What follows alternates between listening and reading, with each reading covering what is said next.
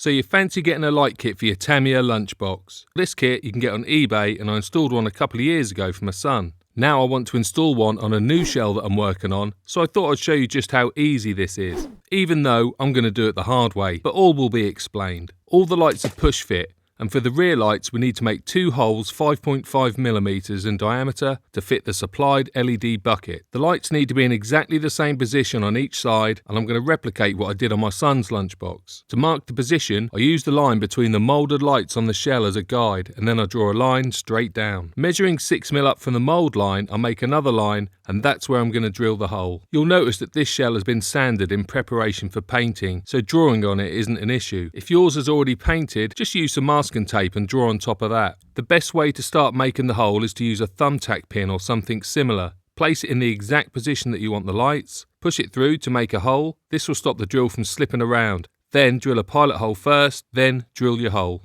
I grab my body reamer because I don't have a thumbtack pin and my drill needs charging. I know, it's meant for Lexan, but I'm going to use it anyway. At first it's a bit hard going, but once the hole opens up, it cuts much easier. I apply less pressure the further I get so I don't remove too much material, and I check it as I go. If using a drill with the right size bit, you wouldn't have this concern. Being careful, I managed to get a nice snug fit, and the less opportunity for movement the better. I didn't do it when I made these holes, but once one is done perfectly, you could use a fine line pen, put a mark on the reamer, and that can act as a depth gauge to help you with the second hole, making it a little bit quicker. So now that's done, I paint the shell before installing the lights, but I've already got a dedicated video for that and I'll link it in the comments. So now we can just skip straight to the install. First I put in the light buckets before attaching the nut to keep them in place. Remember, you made these holes for the smaller pair of LED light buckets for the 3mm LEDs. I hold the outside of the light bucket tight to the shell as I do up the nut. Once you nip them tight, they shouldn't come loose. My sons never have, but if you want, you could use some PTFE tape on the threads for extra peace of mind. Let's get the lights installed. First, 3mm red tail lights. You can see they push fit into place by making sure the plastic collar below the LED is within the light bucket. Then apply some pressure to the bottom of the collar and they will be snug. If installed properly, these lights will last a long time as they have on my son's lunchbox. Just don't be too heavy-handed here so you don't damage the legs of the LEDs. I like the fact it comes with a Tamiya style on and off switch, as there's space on the chassis where I can attach it. More on that in a bit.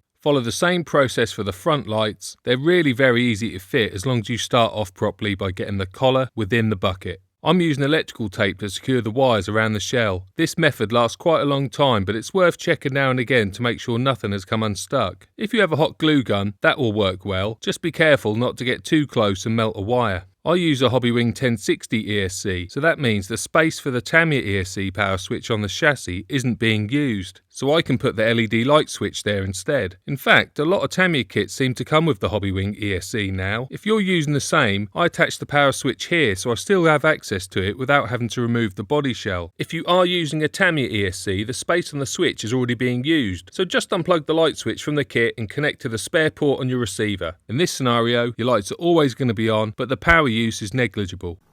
It's not easy getting good images at night with my camera of these lights, and I assure you, in reality they look way better, and they bring an extra slice of fun to the lunchbox.